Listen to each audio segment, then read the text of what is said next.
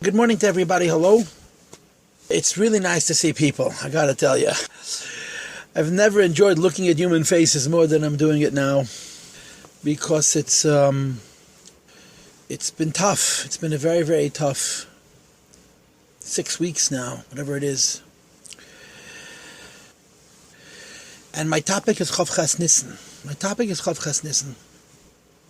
Let me first tell you very briefly what happened in Chof Ches Nissan, and then I'll talk about ideas that are related and that bring together the whole story of Chof Ches Nissan. The story of Chof Ches Nissan is a very simple one. In those years, the Rebbe had a custom that he would go to the oil twice a week. In the old days, the Rebbe went to the oil twice a month, Erev Reish Chodesh, the day before Reish Chodesh, which is tomorrow, and also on the Tezvav Chodesh, the 15th day of the month. Around 1986, not sure exactly because I wasn't here, the Rebbe changed it from twice a month to twice a week.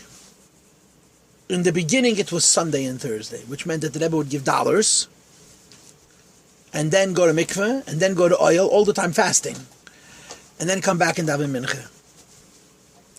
And it became mamish impossible. I mean, the Rebbe would sometimes leave to the oil at 4 or 5 o'clock in the afternoon. So it was changed to Monday and Thursday. I don't know what exactly when, but the Rebbe stopped going Sunday and Thursday, started going Monday and Thursday. But the Rebbe always went to the oil twice in the last few years, Sunday and Thursday, and then Monday and Thursday. Chof Ches Nissan was Friday. The Rebbe went to the oil Thursday, Chof Zayin Nissan. He came back from the oil, and remember, the Rebbe is still fasting. He davened mincha, and he davened ma'ariv, and he turned around and he talked to Sicha. In those years, that was a perfectly normal event. After the Rebbe lost his wife, the Rebbe changed a lot of things. He stopped making weekday farbrengens altogether. No more weekday farbrengens. But instead of the weekday farbrengens, they were siches. He would stand in the front of the shul and speak from a stender, from his bimah. And this could happen 2 or 3 times a week even. They were not as long, but they were much more frequent, basically. The Rebbe turned around and started to talk. And he said what seemed like a rather benign sicha. The content of the sicha, the substance of the sicha was that there are so many pointers to the imminence of the coming of Mashiach. He said there's so many things that show us that Mashiach is about to come. He spoke about Nissan, he spoke about Pesach, and he spoke about the number 27. 27 is 3 times 3 times 3. And that year the Rebbe was very busy with the whole idea of chazakah. In Jewish law, anything which is repeated 3 times has a firmament, has a permanent. It's called chazakah. 3 times 3 times 3 is a chazakah times a chazakah times a chazakah. And the Rebbe gave a whole bunch of points, each one in detail, that suggest that lead us to believe that we're holding mamish erev the Geula, the imminent coming of Mashiach Tzidkin. The Sikha must have gone on for 15 minutes. And all of a sudden the Rebbe's tone changes. And the Rebbe becomes very emotional, very upset. And he speaks literally 3 minutes, 180 seconds. In these 3 minutes, the Rebbe says, okay, so I just gave you a bunch of reasons why Mashiach should come now. And now there's a question. How come he isn't here? Or in the Rebbe's words, Hayetochen, men hat noch nicht arab gebracht Mashiach. How come we didn't bring Mashiach into the world? And the Rebbe was really upset. And he started to sort of provoke us. He said, we talk about Mashiach. People listen to what I'm saying. They write what I'm saying down. They review what I'm saying. They learn it over and over and over again. Please turn off your speaker. Someone just turned on his sound. And you go back to sleep. And the Rebbe said, it's an idea. You know, Mashiach's become an idea. You learn about it, you talk about it. And it's possible Mashiach shouldn't come today, Mashiach shouldn't come tomorrow, Mashiach shouldn't come next week. And nobody really cares. That was the Rebbe's point. That, we talk about Mashiach and people are looking at Mashiach as an academic idea rather than a real idea. So the Rebbe sort of gave this whole really typical discussion on how it makes sense for Mashiach to come real soon. But on this occasion, the Rebbe suddenly turned really frustrated, and he said, nobody really cares. I'm talking, it's nice, great topic for conversation, great scholarly consideration. Bottom line, not only is it possible Mashiach's not going to come today or tomorrow, it doesn't really bother anybody. And then, of course, the Rebbe said the words which are infamous. He said, I've done everything I could to bring Mashiach. And all of my efforts, the Rebbe used the words Lehev V'Larik, have accomplished nothing because Mashiach isn't here. I can't do anymore. That's what he said, I can't do anymore. So I'm giving it over to you, that you should bring Mashiach. And people should get together in groups. First he said 1 or 2 or 3, then he said 10 people, and come up with a way or ways of bringing Mashiach. And you can use radical means, the Rebbe said, the Eidos Detayu, but bring them into the world on a level that the world is able to receive them in Kelim Detikut, and do what you can to bring Mashiach. And then he repeated again, Ich hab getan alles was ich kann, I did everything I'm able to do, and from Ikan al going forward, I'm giving it over to you. And then the Rebbe added, I'm going to give you $1 for tzedakah, which may also help the coming of Mashiach. And then more or less the Sikha finished. These 3 minutes, girls, these 3 minutes, have and continue to traumatize Lubavitch. I use the expression PTSD, post-traumatic stress disorder. Lubavitch, collectively, as a family, as a community, is suffering PTSD for those 180 seconds. Because it wasn't only that the Rebbe spoke in a way that we weren't used to, but the Rebbe spoke in a way that sounded like he was quitting. I give up. I failed. I can't do it. You do it. And the Rebbe doesn't quit. The Rebbe's whole preach is don't quit. And then to say, I did everything I could, I failed, you bring Mashiach, was something that for Hasidim was so difficult to hear and to accept and to internalize. And it threw us into a tailspin. And we're still spinning. It's 29 years later and we haven't figured it out. We're all still traumatized. But what did the Rebbe mean when he said, bring Mashiach? When the Rebbe got off the stage, he started giving out dollars. And as people were passing, one of the people who passed was a very special chassid who had a very close relationship with the Rebbe. His name is Rabbi Garari. And as the Rebbe handed him the dollar, the Rebbe said, I'm paraphrasing, he says, that was a waste of time. In other words, I accomplished nothing. That outburst of frustration that the Rebbe displayed, and the Rebbe said, I haven't accomplished anything. Now, we heard those few minutes of talk, and we absolutely were traumatized. And people said, okay, so what are we going to do? The simplest solution Lubavitchers came up with was to come to the Rebbe and say, we're giving it back to you, you do it. And that was really what a lot of people did. And the Rebbe made it very clear that he's not taking the job back. You understand? He gave the job to us. One of the most, I don't know if the girls have seen it. It went around yesterday on the WhatsApp. If anybody wants, I think I can find it on my WhatsApp. And if I will, I can send it to somebody. And then you can put it up for all the girls and say, a lady comes to the Rebbe on Sunday, 3 days later.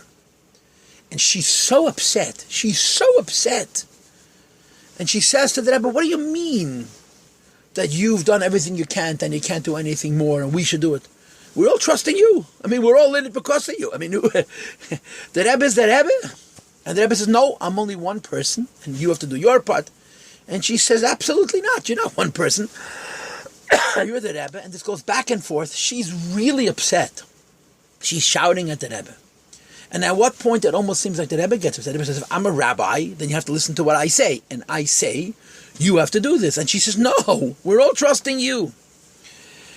And when you watch this little clip, you see what all of us felt. What do you mean Mashiach is ours?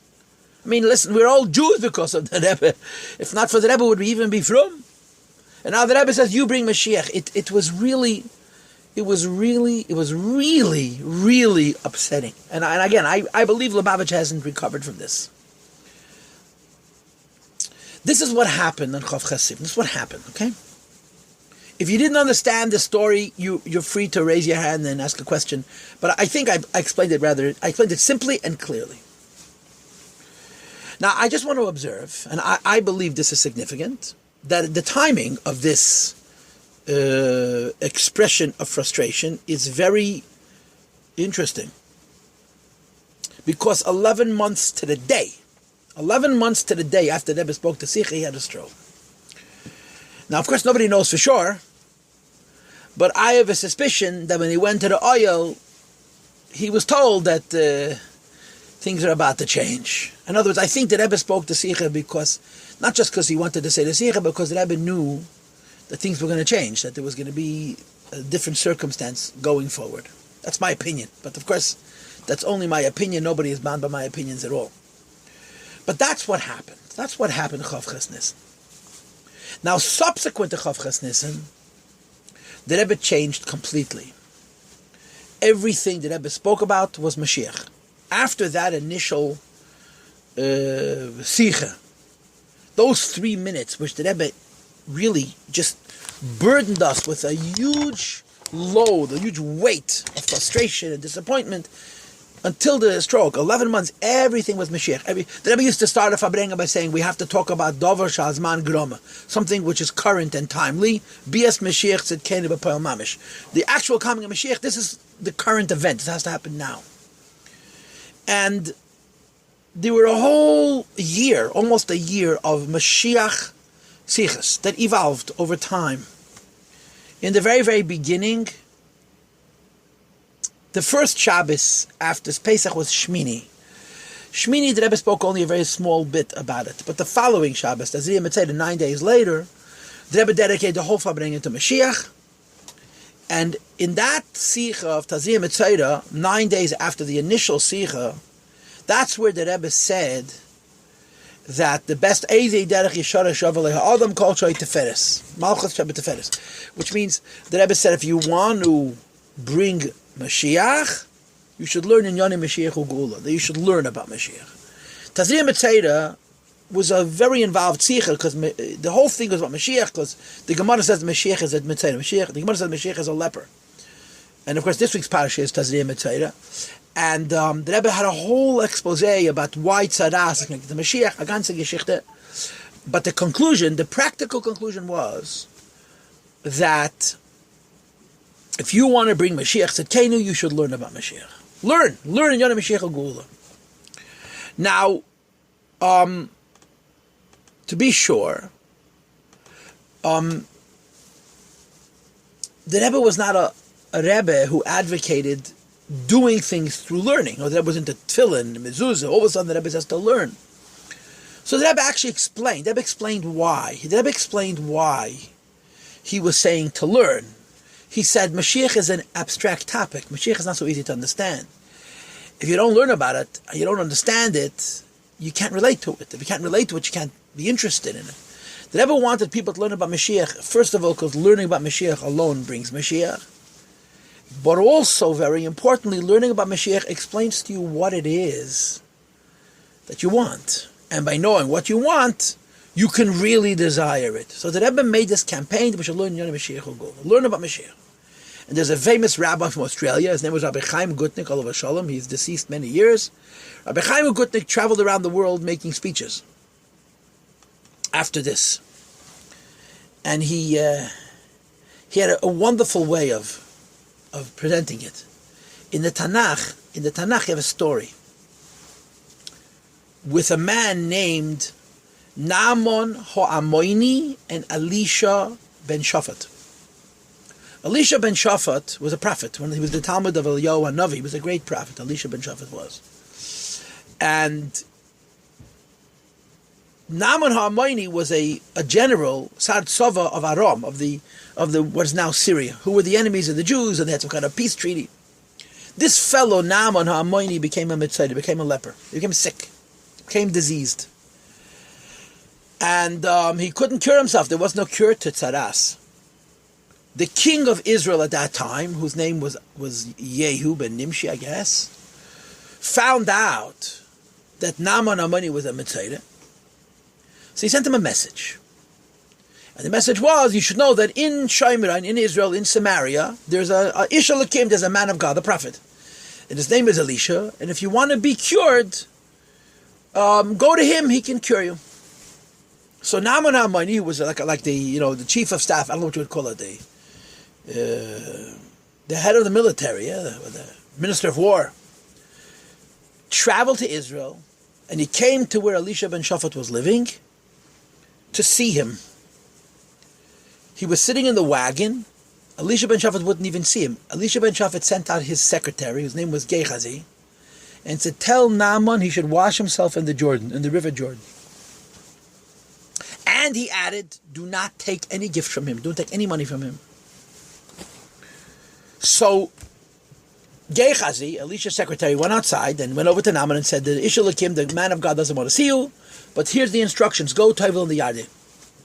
So Naaman left, and he was very, very angry. He was very insulted. Here I am. I'm the Secretary of State of one of the most powerful nations in the Middle East, and the prophet won't even meet with me. I have a problem with an illness. Let me watch in the waters of the Jordan. He says, in Damascus, I have the best baths. Why do I have to come to the Jordan and Tovel in the dirty, murky little trickle of a river?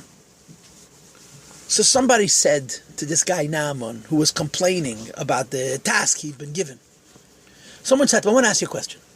If Elisha ben Shaphat told you to go to the North Pole and to find some microorganism that's buried in the ice and to cook it and make it into a tea, would you have done it? He says, probably, yeah. Want to try any remedy? So he says, because the remedy he gave you is easy, you're insulted? The easiest thing in the world, go to the river and dunk yourself. Because the remedy he gave you is easy, that's why you're insulted? Try. See what happens. So Naaman went, he told himself in the Yarden, and the tzaras left, the leprosy departed. Because of course, the Navi wasn't giving him a remedy which was medicinal, it wasn't medicine, it was do something and Hashem will make an S. So now he went from being very angry to being very happy. He comes back to Elisha, he wants to give him gifts. And Elisha tells Gehazi not to take the gifts. Gehazi takes him anyway, a whole long story. Gehazi becomes later a Mitzvah himself because he didn't listen to the Navi. So Rabbi Gutnick would tell this story with Naaman HaAmoni, and he'd make a simple point. If the Rebbe would say that the way we bring Mashiach is to climb Mount Everest, we'd climb Mount Everest. He said, you want to bring Mashiach? Learn about it. All of a sudden we don't understand. Why don't we understand? Because it seems too simple, it seems too simplistic, it seems too not hard. So Rabbi Gutnick said it's not a question of hard or easy, it's a question of doing what you're told. Whereas the Rebbe said that we should learn in Yom Mashiach or Gula to bring Mashiach, that's the pill. And this was the first real practical idea that Rebbe gave, is that we should learn in Yom Mashiach or Gula as a means of bringing Mashiach Tzedkei. And then over the course of the next weeks and months, every Fabrengen is about Mashiach. The next two Shabboses was Achri Mois Kedoshim and Emer. The Rebbe discussed at great length the whole Fabrengen, this notion of Goyla and Geula. I'm sure you've heard about it from your teachers, that Goyla, which means Golos, is Gimel Vav Lamed Hey. When you add to the word Goyla an Aleph, it becomes Geula. And the Rebbe said the Avoid of Ayid is to bring Hashem into Golos, or when you bring Hashem into Golos, then you have Geula. That was, so to speak, the message. And he gave three different translations of Aleph Haganze Geschichte. In the beginning, the Rebbe talked about the coming of Mashiach. But as time went on, the tone kept on changing. There were a few very, very important moments. One of those was Shoftim. At the end of the summer of 1991, it was the same weekend that we had the riots in Crown Heights. It was the same weekend that there was the coup d'etat in Russia that almost set us back who knows how many years, and then a miracle happened and it all turned over. The Rebbe spoke a Sicha.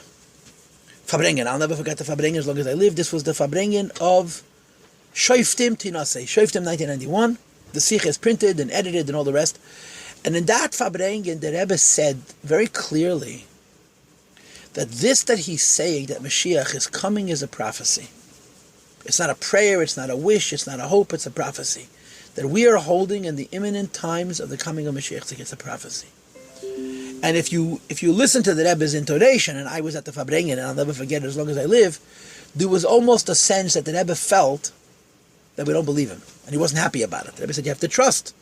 A prophet you have to trust.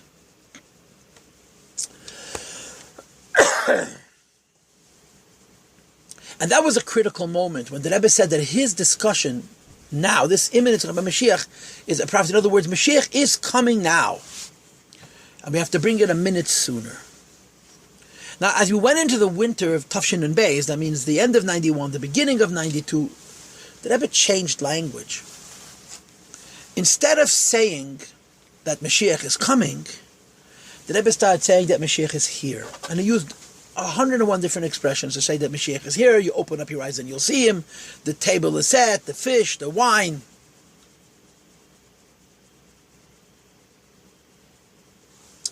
And so on. And this was a very hysterical messianic time. We, Hasidim, were swept away with this fever like you have no idea. It consumed Lubavitch. We were all very into Mashiach. For the most part, what did we do? We said, we accepted the Rebbe's Melech HaMashiach. That's how we reacted to this.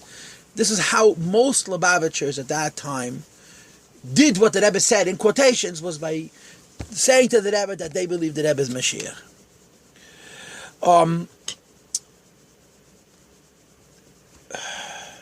Then came the stroke. I'm skipping a lot of things which I'm going to go back to later.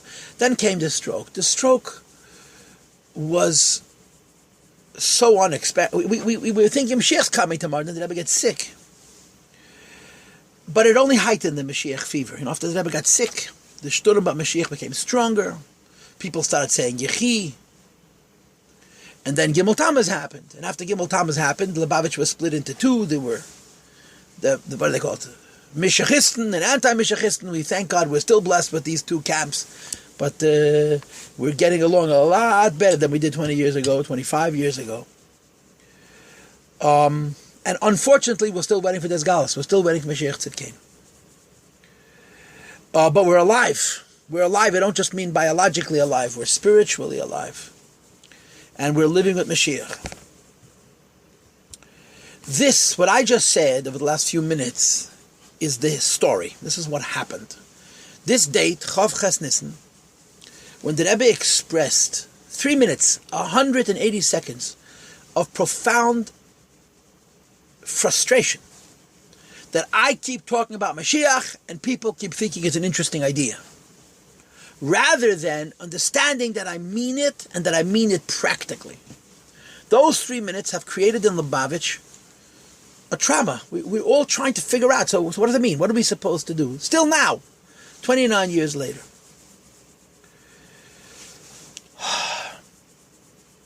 So I want to go back. Now that I told you the baseline of the story, I want to go back and give you earlier history.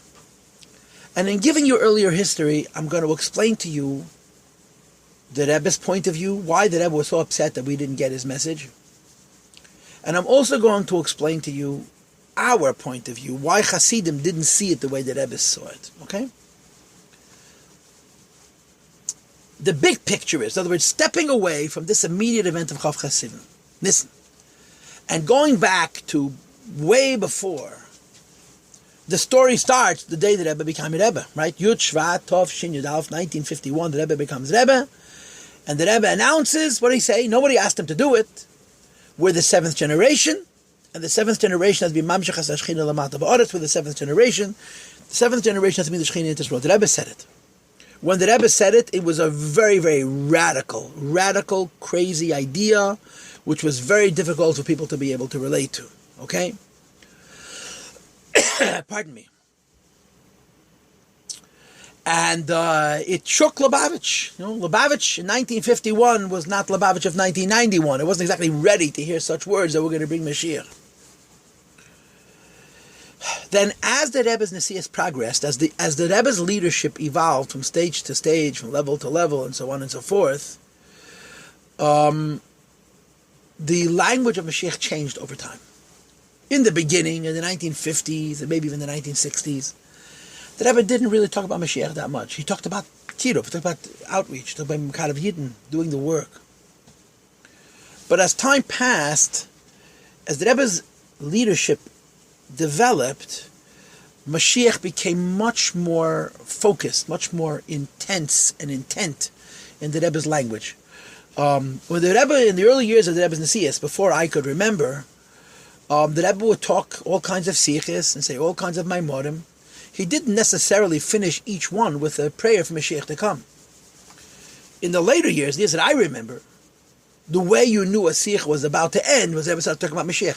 Every single sikh of the Rebbe ended with the words B'mheira b'yameinu mamish, or B'karev mamish, or B'mheira b'yameinu mamish. Every single sikh in my childhood and in my young adulthood, the Rebbe would finish off with a prayer for Mashiach. In 1950s and 60s, it wasn't so much that way. This became more and more over time. Later years, the Rebbe used a more urgent expression. Instead of the expression B'mheira b'yameinu mamish, which means speedily in our days mamish, the Rebbe changed it to take it from a yad mamish. Immediately and now, mamish. Mashiach should come now. So, over the course of the Rebbe's leadership, the language of Mashiach accelerated. One of the critical moments in this acceleration happened in the beginning of 1982 or 81. The Rebbe edited the Hayom Yom. He re-edited his biography in Hayom Yom. And it was updated, it was brought up to date. And when whoever compiled it, Rabbi Zelickson compiled an enhancement of the Rebbe's biography. So when it came to 1982, which is where they were holding, the Rebbe added that some people say the Tov Shin Mem Beis is an abbreviation, Tehei Shnas Bias Mashiach. This year should be the coming of Mashiach Tzedkeinu, and that in some Sfarim, in some holy books, Tov Shin Mem Beis is Shnas Ketz. That this year, 1982, is a year of a Ketz. It's a year that's been predetermined for Mashiach to come. This was a remes, a hint that the Rebbe gave, indicating that 1982 was Shnas Bias Mashiach, the year Mashiach would come. The following year, the Rebbe did it again, when he said that the year is Shnas Geulas Mashiach, and so on. Every single year after that, the Rebbe would give an abbreviation to the year that revolved around the idea of Mashiach. But alongside this, the Rebbe began to speak much more about Mashiach. Much more about Mashiach. It wasn't just the end of a sikha. The Rebbe can go on for 20 minutes about Mashiach. Half an hour. And the talks that the Rebbe gave about Mashiach in those years were very emotional, they were very passionate, they were very intense, they were very intent. And I don't know, if you say that the Rebbe spoke 100 sikhas about Mashiach, it's an understatement. The Rebbe spoke about Mashiach so much, so often, very often, the Rebbe would, whatever else he was talking about, he turned to Mashiach, not for 15 seconds, you understand, but for a long time. And he spoke all kinds of sikhas about Mashiach. I mean, there are a number of very famous highlights.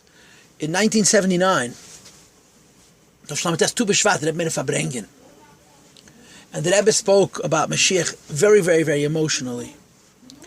And he quoted a Torah, a teaching from the Midrash Maggid, I think, that a father is going with his child in the forest, and they get lost, they get separated.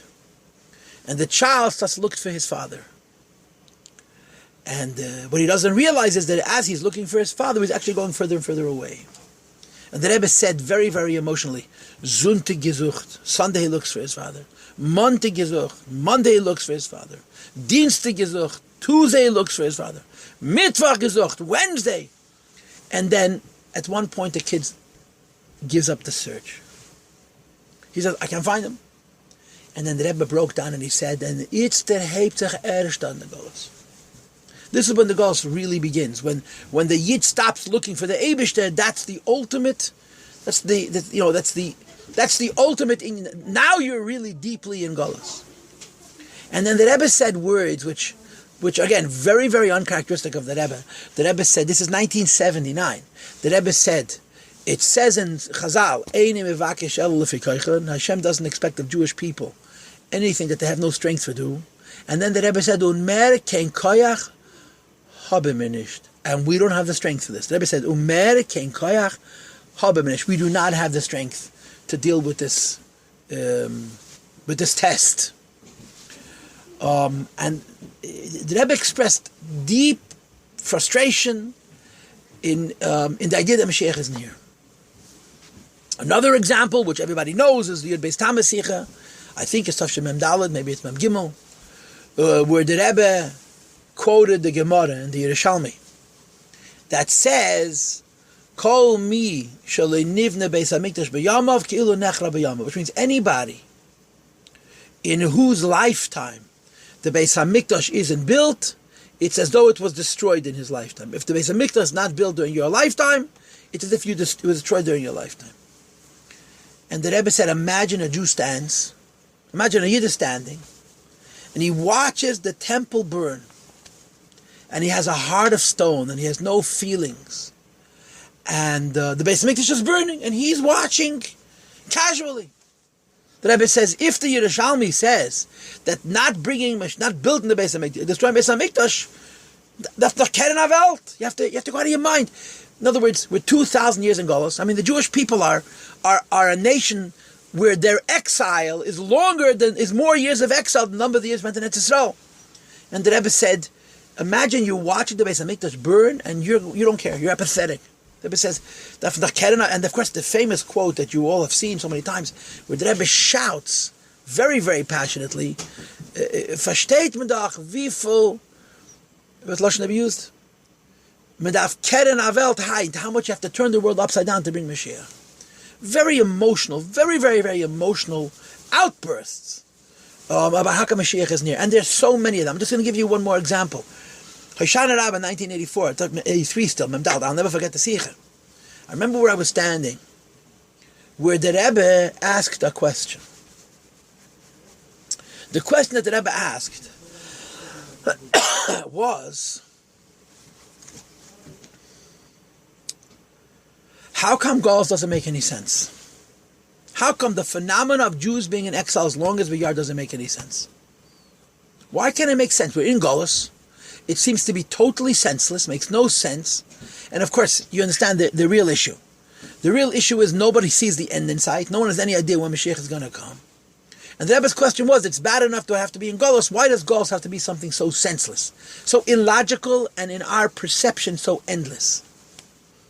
So the Rebbe said that the reason Golus is not allowed to make any sense is bichdei as the admosai zol zayin mitanemes. The Rebbe spoke very much that people should scream admosai, till when? We should all scream admosai, Mashiach should come.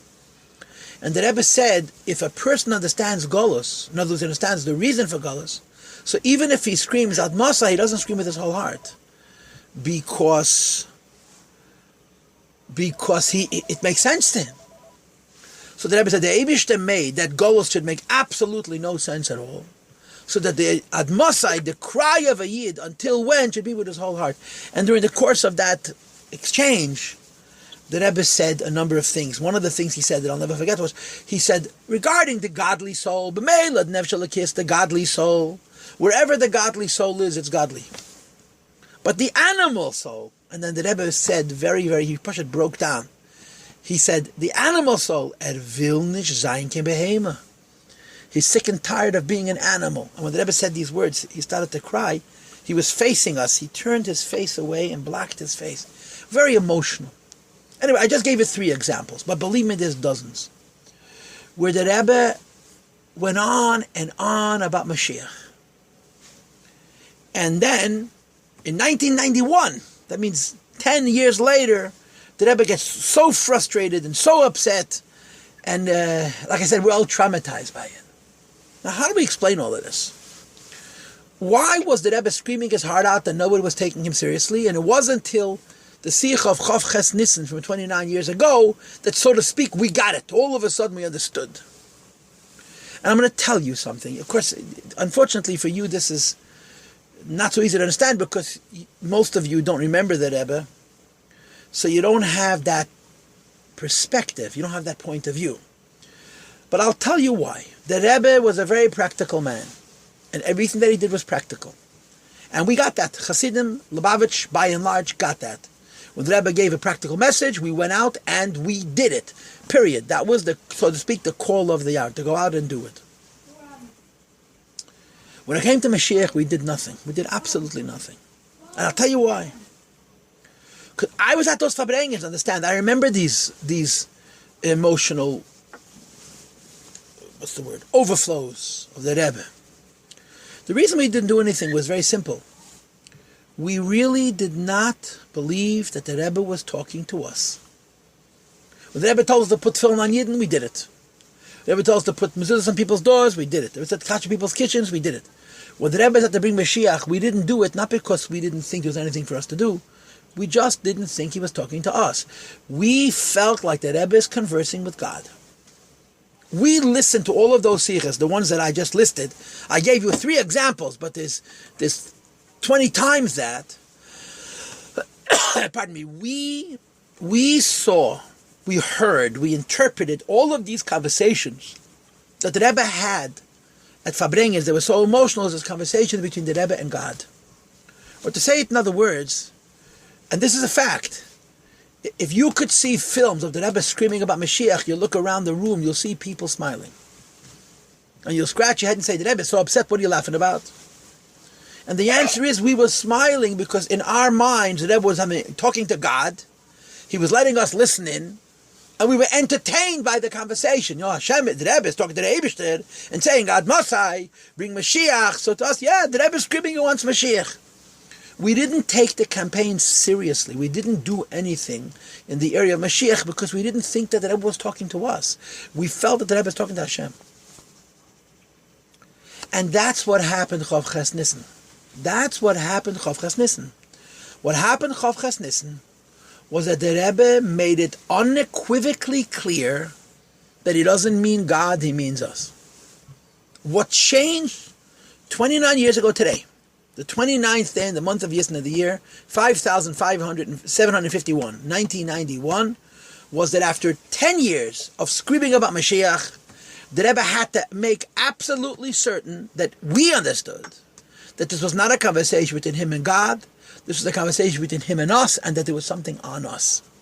That's what the Rebbe tried to do. He had to punch us in the stomach, because he'd been talking about Mashiach so much. And like I said to you, we were almost entertained by it. Really, the Rebbe would scream about Mashiach and we'd say, hey, look, the Rebbe wants Mashiach, the Rebbe's the big tzaddik, he talks to the Eibishter, and he even talks to the Eibishter in public, you know. We did not fully get the message that the Rebbe is not talking to Hashem, but he's talking to each one of us, that we all have an obligation with Mashiach, until there was that emotional opposite. And that explains why the Rebbe got so upset. The Rebbe got so frustrated, not because Mashiach hasn't come, but because we were not listening to him. He keeps on saying the Mashiach has to come. He keeps on saying Mashiach's not going to come until we bring him. And what did we do? We smiled. After Chav Ches Nissen, nobody smiled. Believe me. After Chav Ches Nissen, like I said to you earlier, I really believe this is true. 29 years later, Lubavitch still suffers from PTSD. I love to say that. Post-traumatic stress disorder. I know it doesn't. It's an illness. It's a real illness. We're traumatized by Chav Ches Nissen. We're traumatized by Chav Ches Nissen because we were so unprepared for it. We're traumatized by Chav Ches Nissen because we really don't know what to do. And we're traumatized by Chav Ches Nissen by this whole idea that somehow something as lofty and as holy as Mashiach is the concern of a genius like me and you, simple people. That's, so to speak, that's the background of the story, okay? And I want to tell you something else. I I hope I'm not being too boring, by the way. I'm sharing with you the whole story, but I don't know. I hope you're enjoying what I'm saying. Or at least, thank you. Thank you very much for that. I want to tell you something else, which the truth of the matter is, this bothers me. 4 years before the 90-second outburst, the 180-second outburst, the 3-minute outburst of Chav Ches Nissen Tafshin Aleph, there was Purim 1987. Purim 1987 was the last Purim Fabrengen, because the Rebbetzin passed away, Chav Bei Shvat, and after that there were no more Fabrengens on Purim. 4 years before the Rebbe spoke those 180 seconds that are so confusing to us, was Purim. And the Rebbe spent about an hour and a half. How many minutes is an hour and a half? How many minutes? 90 minutes, 100 minutes. Do 100 minutes times 60 seconds. You're dealing with how many? 6,000 seconds. Yeah, a long time talking about Mashiach. It was a series of sichas. There was a long sich and then there were several shorter sichas. That Fabrengen, the sich of Purim of 1987, is considered by the scholars the official launching of the Mashiach campaign. They have been talking about Mashiach since 1951, certainly since 1982. But the official launching, the occasion where the Rebbe introduced the idea of Mashiach as a formal campaign, was Purim of 1987.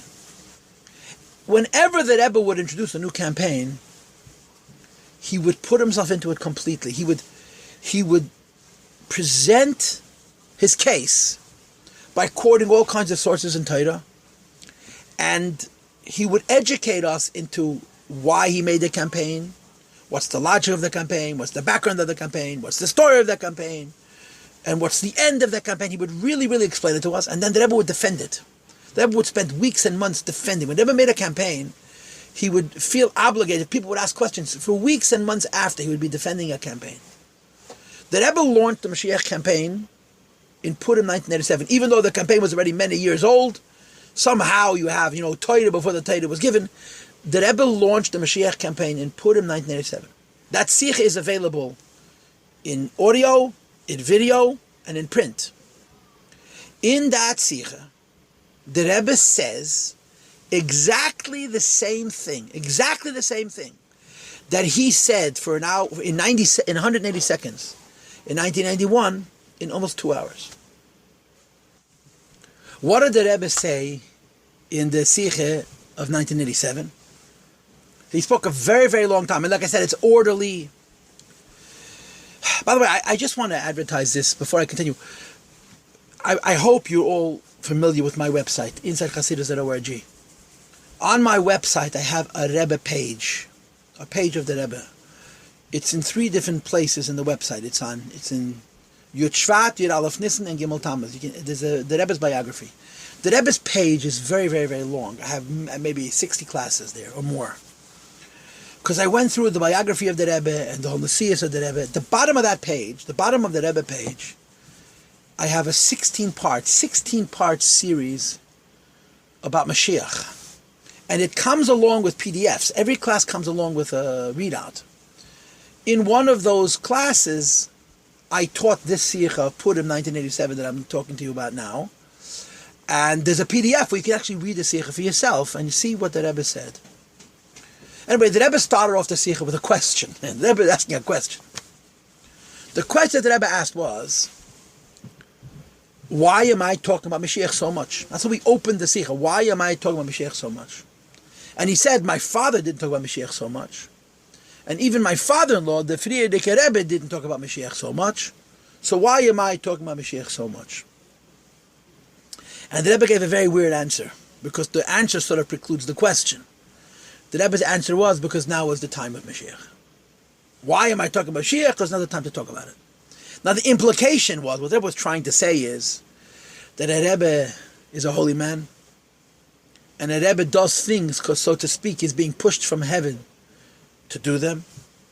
So the Rebbe was saying, the fact that I'm talking about Mashiach is the proof that now is the time to do so. So it was a circle, it was rhetorical. Why am I talking about Mashiach? Because I'm supposed to talk about Mashiach. Why am I supposed to talk about Mashiach? Because I'm talking about Mashiach. In other words, the proof that now is the time to talk about Mashiach is the fact that the Rebbe is discussing it. It's sort of like a metaphysical idea, a spiritual idea that the Rebbe used to say about himself. Men shtupt mir. The Rebbe used to say about himself occasionally, I'm being pushed to discuss this. I don't know why I'm being pushed. So the Rebbe said in Purim 1987, I am being pushed now to talk about Mashiach more than ever, because now is the time. That's what the Rebbe said. And then the Rebbe began to talk about Mashiach at length. That we're getting closer and closer to Mashiach. The Golus is much darker, on the one hand. Then you have, of course, the idea of the Yafutza Manasecha Chutza, the dissemination of Hasidus. Pardon me. Which brings us even closer to Mashiach. So you have all of these signs, positive signs and negative signs that are associated with Mashiach. And the Rebbe said, the question is, so why isn't he here? If his taka is so close to Mashiach, if the times that we're living in are imminently associated with the coming of Mashiach Tzidkenu, so what is the reason the Mashiach isn't here actually? And the Rebbe said, we've tried so many tricks, over the years. The Rebbe came up with one idea after another, that people should do to bring Mashiach Tzidkenu. And they didn't work, right? The proof that they didn't work is because we're still in Golus. So the Rebbe said that I finally came up with the answer. The answer is that traditionally, in the olden days, Mashiach was the property of big tzaddikim. Who concerned himself with Mashiach? Who worried about Mashiach? Holy people. Ordinary common folk, regular street people like you and I. Mashiach wasn't on our mind. Tzaddikim worried about Mashiach, we worried about our next meal. And the Rebbe said, I concluded, I understood that the fact that we're so close to Mashiach, and the fact that Mashiach has to be discussed, and the fact that Mashiach hasn't come yet is a raya that a change has to take place. And what is the change that needs to take place? The change that needs to take place, and I'm giving you, this is a direct quote, these are the Rebbe's words exactly, Geitos hariber fun der hanosi zu der hakoil. The phenomena, the process, the idea of bringing Mashiach is transferred, goes over from the Rebbe, from the Tzaddik, from the holy man, from the leader of the generation, to HaKoil, to the entirety of the generation. In other words, says traditionally, Mashiach was a concern for holy people. Now, Mashiach is a concern even for everybody. And the Rebbe said explicitly, it goes over from the Nasi to everybody. Why?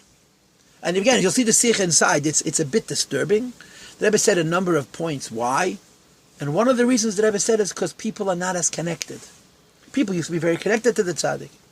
And because people are very connected to the tzaddik carried the Mashiach load, so to speak. But in our times, that people are not so connected to the tzaddik, it becomes necessary for everybody to personally be involved in the bringing of Mashiach Tzidkenu. And the Rebbe made other points as well. But this is one of the points that the Rebbe made, that as we get closer and closer to Mashiach, the process of bringing Mashiach, the concept of bringing Mashiach goes over from the leader of the generation to the whole generation. And then the Rebbe asked a question. The Rebbe said this, if I am saying, and he was saying, that Mashiach goes over from being the business of Hanasi, of the Rebbe, and it becomes the business of HaKoil, I'm creating a problem. I'm creating a terrible problem. Why am I creating a problem, said the Rebbe? Because there's a very, very, very disturbing Gemara. A very disturbing Gemara. We all know that the Jewish nation, during the time of the first Beis HaMikdash, had two kingdoms, right? Judea and Samaria, Yehuda and Shemrei, Yehuda and Yisrael. The Jews who lived in Yehuda were by and large religious. They had the Beis HaMikdash, they had the kings from Shevet Yehuda. And the Jews living in Samaria, in Israel, were by and large pagans. Because Yeravam ben Avat, the first of their kings, had set up a roadblock that didn't allow people to go to the Beis HaMikdash, and they made houses of worship for idols. Who was the last king of the Israelites before the exile of the state of Samaria? His name was Hoshea ben Elah. Hoshea ben Elah. He was a king for 2 years. What was his distinction? What made him different? He took down the roadblocks. For over 300 years, there was a roadblock, there was a block that didn't allow people from Samaria to go to Judah. You couldn't go to the Beis HaMikdash even if you wanted to. So they went to Avodah Zarah houses in Beersheba and in Dan. This guy, Hoshea ben Elah, took away the roadblock and says, anybody who wants, you can go to the Beis HaMikdash. I'm not afraid. What was his reward? That he was exiled. That he was kicked out of Israel. And the Gemara says why? When the king puts up a roadblock and no one's able to go to the Beis HaMikdash, only one man is responsible for this. The king. The king's a bad guy. He's not letting you go to the Beis HaMikdash. But when he takes away the roadblock and nobody goes, all of a sudden everybody is guilty.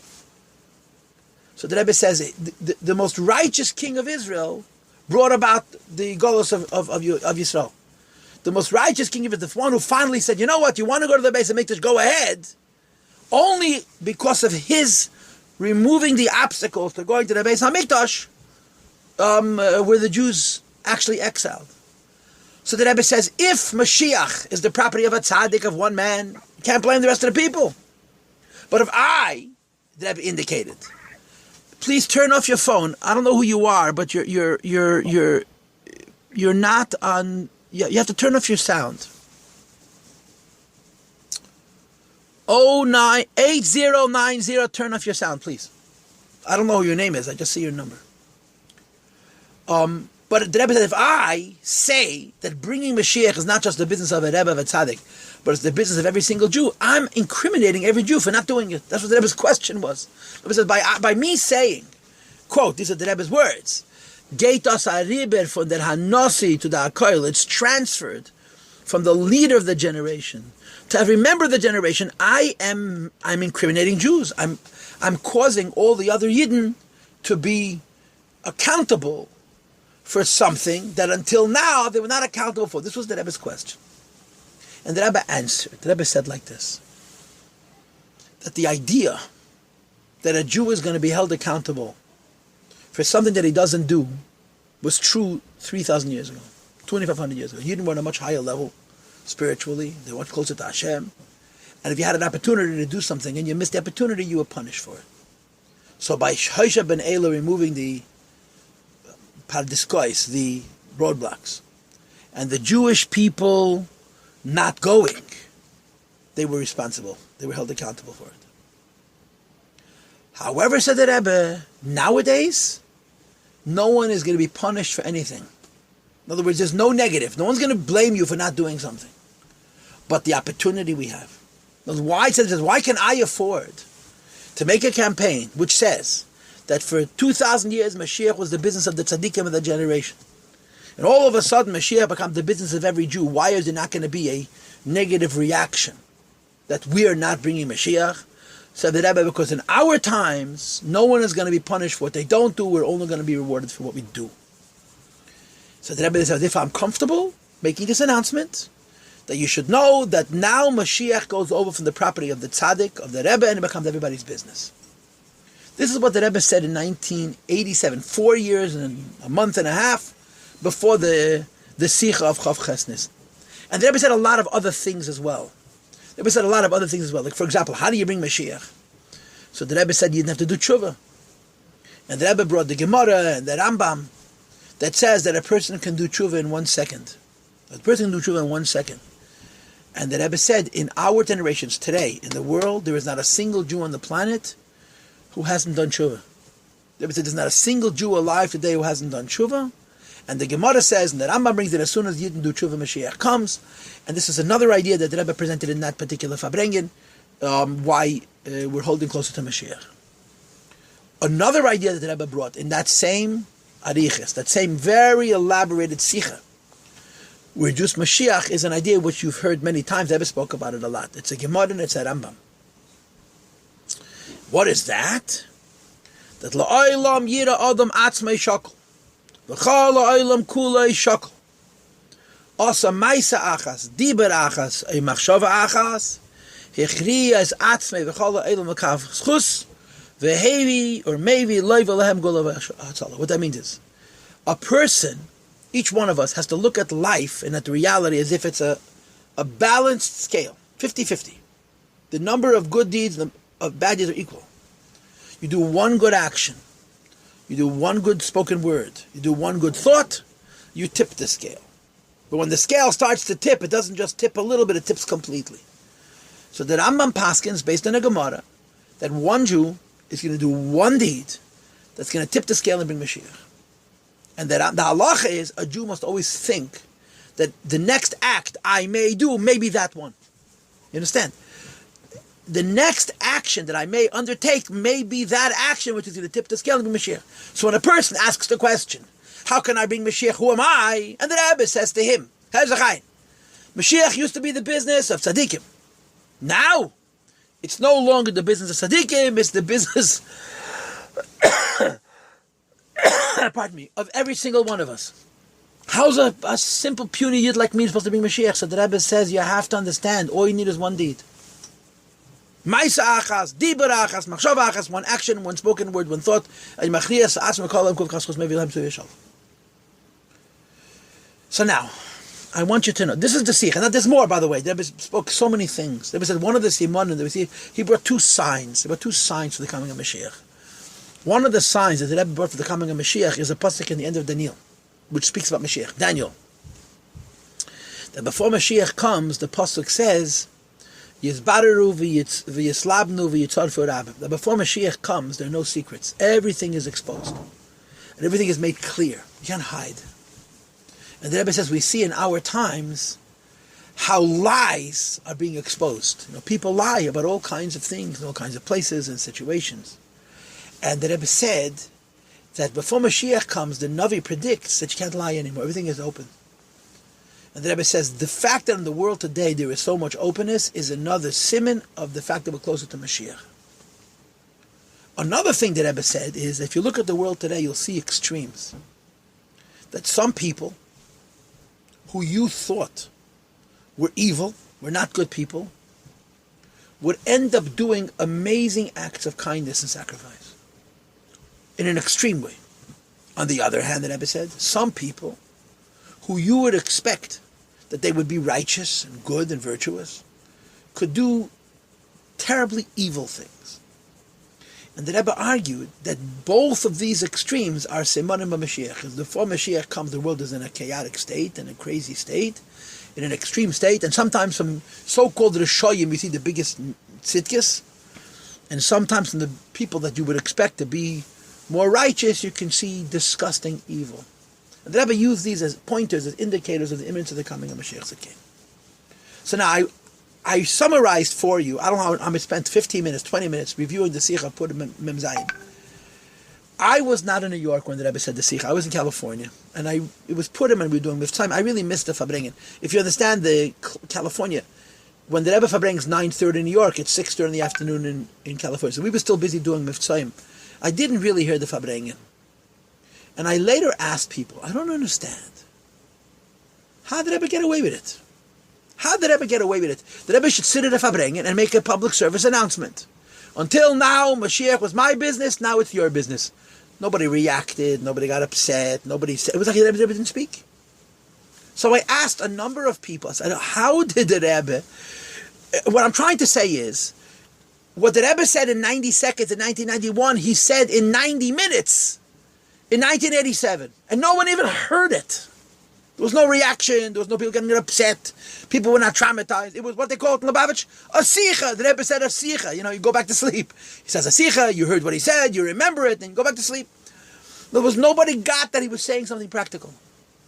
4 years later, in those 180 seconds, at the end of the sikha of Chavchas Nissan, the Rebbe hit us so hard in the stomach, there was no way that we didn't get the message. But I asked a number of people, how could the Rebbe have said, it's a whole presentation. It's like the Rebbe is trying to sell something. And you can listen to it, and you can watch it, and you can hear the Rebbe introduce it. So orderly, one point, another point. The whole sikh is so well structured. The Rebbe thought it through, he prepared what he was going to say.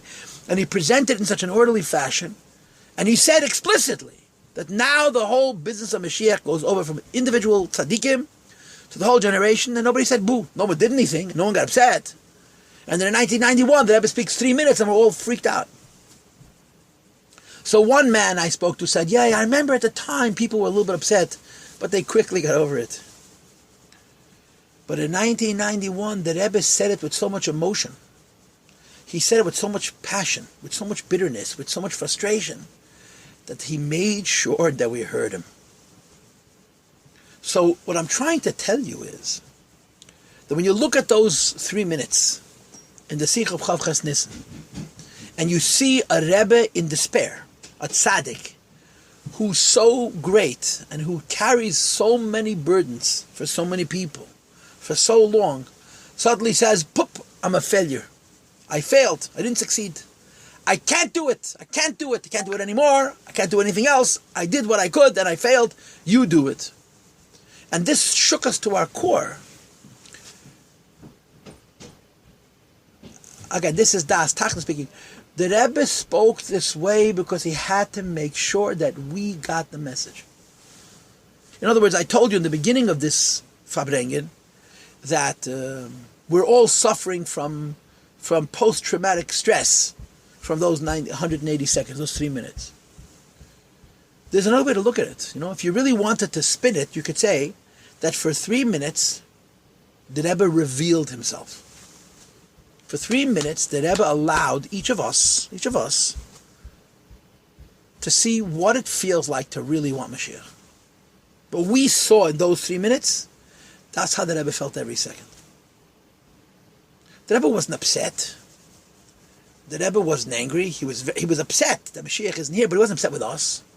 He was showing us that we should see and feel and never forget what it feels like to want Mashiach, so that we should want Mashiach. This is the key. The Rebbe did not want that we should smile when he spoke about Mashiach and say the Rebbe's having a conversation with the Eibishter. The Rebbe wanted, when he talked about Mashiach, that we should understand that he means us. We have to bring Mashiach. How? I gave you 2 different examples. In 1991, the Rebbe said, by learning in a Mashiach Gula. And in 1987, the Rebbe said, by quoting this Gemara and this Rambam, that every person has to look at himself every second as if the scale is 50-50. One deed is going to tip the scale. It could be yours. Take your life seriously. It's a practical instruction, which is a halach in Rambam, which the Rebbe said, you want to bring Mashiach? Take yourself so seriously that every time you're about to do something, remember, this action can tip the scale of the entire world for good or for the opposite of good. So until he said the Sikha of Chof Ches Nissen, from 29 years ago until 1991, we heard the Rebbe talk, and we heard the Rebbe talk, and we heard the Rebbe talk, and we didn't hear anything.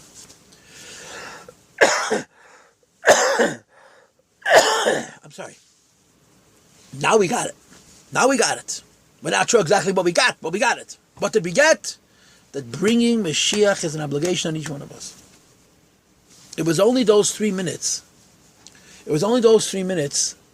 That made it unequivocally clear that the Rebbe is talking to us. And now I want to say something else. So far, I have told you, of course, from the Rebbe's teachings, 2 suggestions that the Rebbe made practically about how we could bring Mashiach. Suggestion number 1 is about learning about Mashiach. And suggestion number 2 is by taking ourselves so seriously that we appreciate that our one deed can tip the scale this way, tip the scale this way. Not just for ourselves, but for the whole world.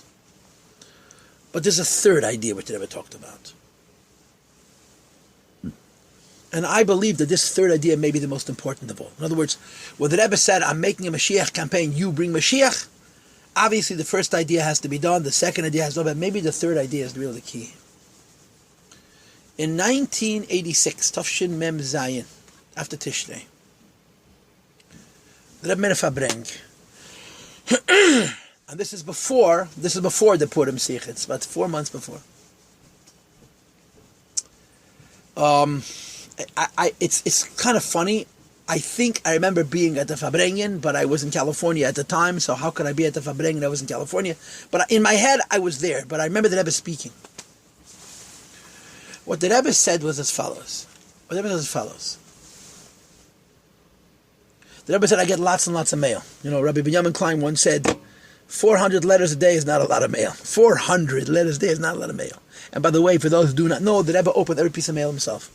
Every piece of mail himself. Anyway, the Rebbe said, amongst the letters that I received was a letter from a woman. An elderly woman who wrote me a letter in a panic. She was very afraid. Why was she in a panic? Because she received a chain letter. It's called the Ponzi scheme, a chain letter. What's a chain letter? The letter writes on top, there are 4 names, one on top of the other. Take $1 and send it to the name on top of the letter and send it to that person. Then cross off that name on the top, and on the bottom add your name, your own name and address, and send it to 10 people. And the scheme is that if the chain keeps going, if you send it to 10 people, and those 10 people send it to 10 people, after 4 generations, you'll get back $10,000. You give $1 and get back $10,000. It's called a chain letter. It can't work because there's a finite number of people on the planet. Now, these chain letters are an old idea. And of course, the people who organize the chain letter, they want $10,000. So they want people to, it's called, not break the chain. So the whole second, I once got such a chain letter. The whole second half of the page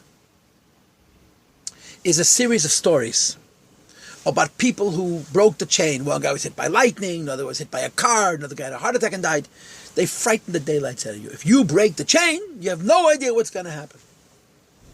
Anyway, this old woman got this letter saying, send $1 to so-and-so, put your name at the bottom of the list, and send the letter to 10 people. And then it said, and if you break the chain, you're going to die. 100 deaths. She was very, very afraid. And she wrote a letter to the Rebbe. And she asked the Rebbe, what should I do about this chain letter? They're scaring me. They're telling me that if I break the chain, this is going to happen. But I don't want to send anybody $1. I certainly want to give people my address. So the Rebbe said, I received her letter and I answered her that she should put the letter in the garbage. And she shouldn't worry about it. And she sleep peacefully at night and just not worry about it. And then the Rebbe continued. And he said, but then I asked myself a question. The Baal Shem Tov teaches that everything that a Jew sees or hears is a lesson in Avodas Hashem. Everything a Jew sees or hears is a lesson in Avodas Hashem. This letter about the chain letter came to me. So I asked myself, what is God's message to me? What is Hashem telling me through this chain? What is Hashem telling me through this chain? What do I have to do based on this letter that I just received? And the Rebbe said, I decided that I have to make a chain letter of my own. But if I'm going to make a chain letter, it's not going to have any threats. It's not going to have any blackmail. It's just going to ask people out of the goodness of their heart to continue the chain. And what do I want to put in my chain letter that Rebbe said? So I'm asking every Jew who's listening to my voice to take a number of sources, and the Rebbe listed by Fabrengen the sources. One was a Radak, and one was a Metzudas, 3 different sources. And later on it became more still. Of Sfarim, including from Rishonim and Achrenim, great rabbis and Tzaddikim and Goinim and Chasidim, who all say, girls, Mashiach is not going to come until we ask for him. And the expression that is used is Haftzorah. Mashiach is not going to come until we nudge, we persist, we bother the Eibush that the Mashiach must come. And the Rebbe said, this is the chain letter that I want to send. I'm asking each of you to write a letter to 10 people, quoting these sources that the Rebbe repeated by Fabreng. And in these sources, the Mechabrim speak not just that people want Mashiach, but that people have to ask for Mashiach, and not just ask for Mashiach, but nudge, to harass Hashem Kvayochel. The Mashiach should come. And by the way, that's the basis, that's the neshama of the campaign of the little kids who say, we want Mashiach now. Not please send us Mashiach. We want Mashiach now. And you say to the Eibishter, now you mean this minute, not in 5 minutes from now. Because the Rebbe quoted these various sources in Chazal. Many of them are from the end of the Nil. That Mashiach doesn't come until we insist that he come. And I remember that chain letter, and I sent those chain letters to 10 people. I don't know if my chain was continued or broken. I don't know. But this was something that the Rebbe said explicitly in a campaign that he made years before, 4.5 years before the Sikh of Chavchas Nissen, where the Rebbe said that the coming of Mashiach depends on us saying and meaning, we want Mashiach now. So if someone says, what am I supposed to do to bring Mashiach? The Rebbe himself gave 3 suggestions, at least, and there's more. But by the way, we're talking about suggestions. I'll go back to my point that I'm in the middle of, but I just want to say parenthetically, one of the things that the Rebbe spoke about very passionately as a means of bringing Mashiach is Simcha B'Taharasa, the Rebbe called it. The Rebbe said in the end of 1988, Tashim Amches, I was in Russia at the time, that he said, we've tried a whole bunch of methods, a whole bunch of different ways of bringing Mashiach, and none have worked. We tried so many different things. We tried this, we tried this. The Rebbe went through a bunch of examples. The Rebbe referred to certain tzaddikim, mekubalim, who tried to bring Mashiach through mysticism and it all flopped. And the Rebbe says, there's one thing we never tried. Unadulterated joy. It's joy for no reason. Simcha b'taharasa. Joy that's unconditional and unbound. You know, there's something called Simcha Shel Torah, right? There's something called Simcha Shel Mitzvah. And then there's something called Simcha B'Taharasa. Joy, Toiv Leiv Mishta Tamid. Joy for no reason. And the Rebbe said, I dare you to try it. The Rebbe said, B'chanuni no b'zeis. I'm making a proposal, the Rebbe said, that we should bring Mashiach through Simcha B'Taharasa. And the Rebbe said, try it out, you'll see it works. You'll see. The Rebbe made another, in other words, like I said, people are always asking, so what do I need to do? Those are 4 suggestions that the Rebbe made. 4. 1, 2, 3, 4. How do we bring Mashiach? One of them is, push it by being besimcha all the time for no reason other than the fact that I'm alive, brings Mashiach. Anyway, I want to go back to the third one. I just said that parenthetically. I'm sorry. The Rebbe said Mashiach comes because we demand him. The Misnagdim, of course, if the Rebbe would say keep Shabbos, they'd come up with reasons you shouldn't keep Shabbos anymore. When the Rebbe said that people should ask for Mashiach, they said it's chutzpahdik to make demands of the Eibishter, which is such a silly argument because every time you daven, you're making demands of the Eibishter. And it's a mitzvah. Hashem gave us a mitzvah to make demands. But that's Misnagdim's job. They have to keep us honest. But that's what the Rebbe said. You want to bring Mashiach, you have to ask. And personally means it's just my opinion, I think more than anything else, this is what the Rebbe meant. When the Rebbe said, I did everything I could. I give it over to each one of you. Und bringen Mashiach, and sie bringen Mashiach, Takeb Edes the Teo, aber bekämen the Tikkun, so mit zusammenkommen, 1, 2, 3, 10 Yidden, and so on. I think the Rebbe wants every Jew on this planet to scream, we want Mashiach now, and mean it. I think the Rebbe wants that we should educate people about the inyan of Mashiach, so that every one of us should say, I want Mashiach. Not I want Mashiach because the Rebbe told me. This is what the Rebbe used to always say. You're screaming, I want Mashiach, but you're only doing me a favor. You're not interested in Mashiach. You're interested in pleasing me. The Rebbe says, that's not the way it works. You want to please me. You should want Mashiach. And you shouldn't want Mashiach because I said so. You should want Mashiach because you miss Mashiach. And you need Mashiach. I think personally that this is really the message. You have to come to a Yid HaMivtzoyim, and just like you put film on him, or you encourage him to light a candle, you have to say, we want Mashiach now. And it's good if they ask. A lot of people just say whatever you tell them. We want Mashiach now. Give me your social security number. You want people to... Mashiach is a real idea. Mashiach is a real idea. Because Mashiach means that the world is God's in an overt way. Mashiach means that Hashem wins. Let's say for the sake of argument, that for the last 5,000 years, there's a fight between the Yetzer Tov and Yetzer Hara, between good and evil. And for the most part, Yetzer Hara is winning. The world is full of materialism, the world is full of violence, the world is full of selfishness, right? What's the Eibishter? Prayer, kindness, fairness, forgiveness. Right? No one's going to say that most people, throughout most of history, were living in a way that's consistent with the will of HaKadosh Baruch Hu. Mashiach means that God wins.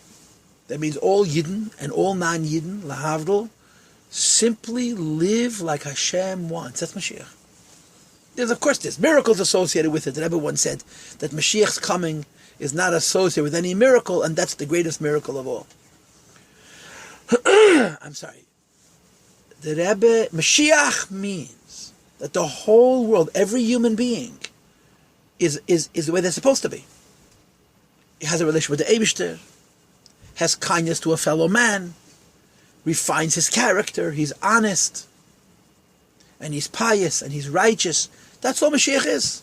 It's not, it's not something coming from the clouds. Mashiach is simply doing what the Torah says. A world full of people living how Hashem wants them to live. Not with anger and hatred and jealousy and judgmentalism, but with holiness and goodness and kindness. That's Mashiach. And the Rebbe says Mashiach is a person. Mashiach's a man. That's the whole thing. Mashiach's a man. He's one person. But Mashiach is a man who's going to teach the whole world how to live according to the Torah. I always ask my students, when you talk about Mashiach and a Rambam, what's the most important word? If you open up a Rambam, the Rambam has 2 chapters dedicated to Mashiach. What's the most important word in Rambam about Mashiach? Now, of course, I'm sure you can come up with 5 or 10 words. But to me, the most important word in Rambam about Mashiach is the word Matzliach. Matzliach. The difference between Mashiach and all the people who came before him is that he finishes what he started. He succeeds. Every person is trying to be Mashiach. The Alter Rebbe tried to be Mashiach. The Baal Shem Tov tried to be Mashiach. Moshe tried to be Mashiach. But they didn't succeed. They didn't see it through. But Mashiach didn't come. The difference between Mashiach and all the Malchei Yehuda Akshedim that came before him is one word. I tried and I succeeded. All the others could be Mashiach. There's the expression, the level, Becheskas Mashiach, they could have been Mashiach. What makes Mashiach different than all those that could have been Mashiach is one word. He finishes what he starts. He sees it through. Leichem Milchemes Hashem v'yenatzeach v'hitzliach. That's Mashiach. So Mashiach's a person. And Mashiach has an incredibly great neshama, and he has a mission.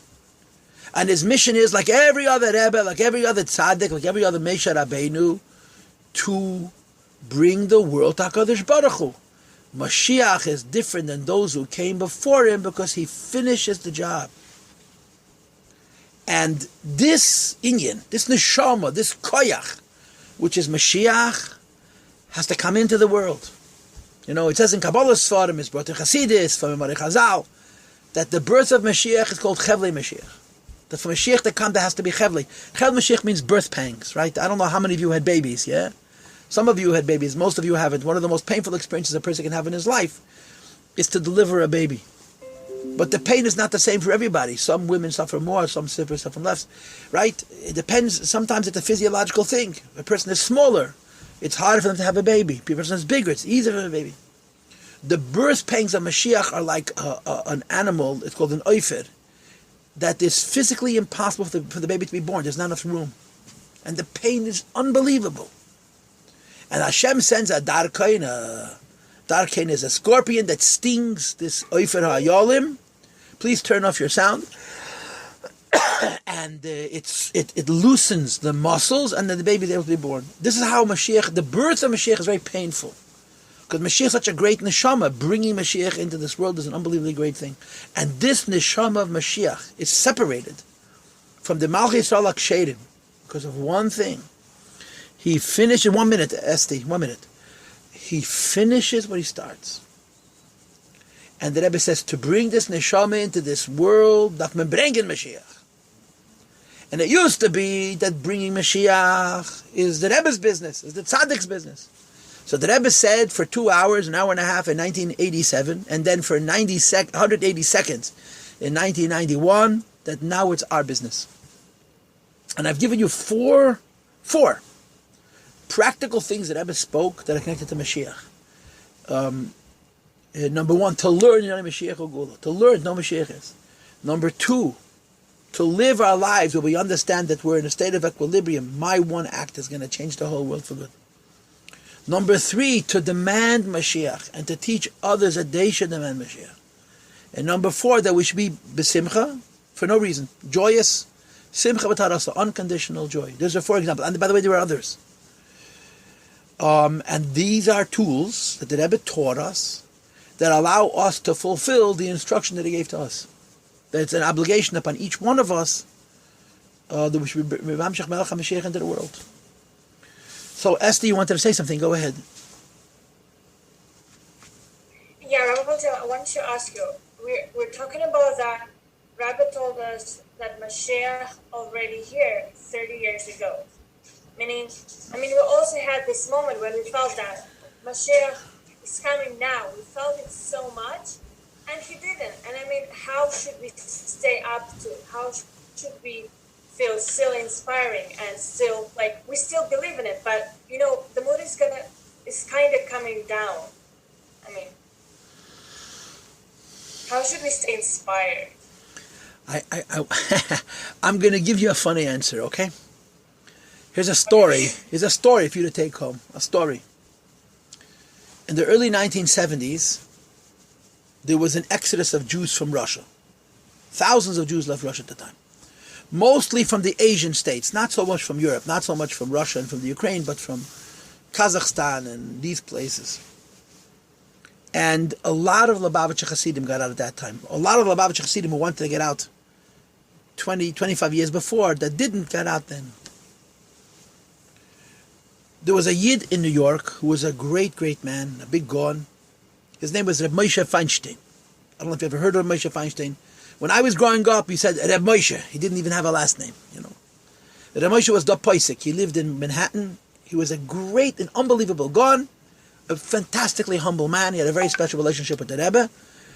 And Reb Moshe was a Russian Jew. Reb Moshe was almost killed by the KGB. And it took a miracle to smuggle him out of Russia. So he knew how Jews lived in Russia. He lived it himself. So the Rebbe sent, when these Russian Jews came, the Rebbe sent a whole group of them to see Reb Moshe. So Reb Moshe Feinstein should see with his physical eyes how Yidden who lived in the Soviet Union for 50 years remained frum, which was an unbelievableness. When they went to see Reb Moshe Feinstein, the Rebbe sent along his private secretary, Rabbi Chadakov. And Rabbi Chadakov was told by the Rebbe how to introduce them to Reb Moshe, how to explain to Reb Moshe who these Yidden were. And each one of them was very, very special. One of them lived in Russia, and he knew every one of the Igres Moshe. Reb Moshe Feinstein's chuvas, which were printed in America, were smuggled into Russia, and he knew them all by heart. Special, special Jews. So Reb Moshe met this delegation of Lubavitcher Hasidim, and he was beside himself. He was a Russian Jew, he knew what it was. And he was so overwhelmed by the Pashtanes, Yid should be from. And they talked, they fabrengt, and it was a wonderful, wonderful meeting. At the end of the meeting, Reb Moshe Feinstein said to this group of men, how did you survive? Everybody left Russia either before the Holocaust or after the Holocaust. You got stuck for another 25 years all by your lonesome. There weren't even other from Jews, everyone left. How did you survive? So each person gave him a different answer. One person said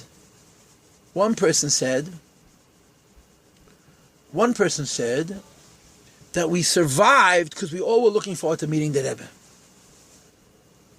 Another person said that we survived because of Fabrengens. Fabrengens, they held us. Another person said we survived because of Avos Yisrael. One of the people said to Reb Moshe Feinstein, Yankel Notek, a very special man, he said to Reb Moshe Feinstein, in Yiddish he spoke, of course, he said, Abreirat Mengahat. Did we have a choice?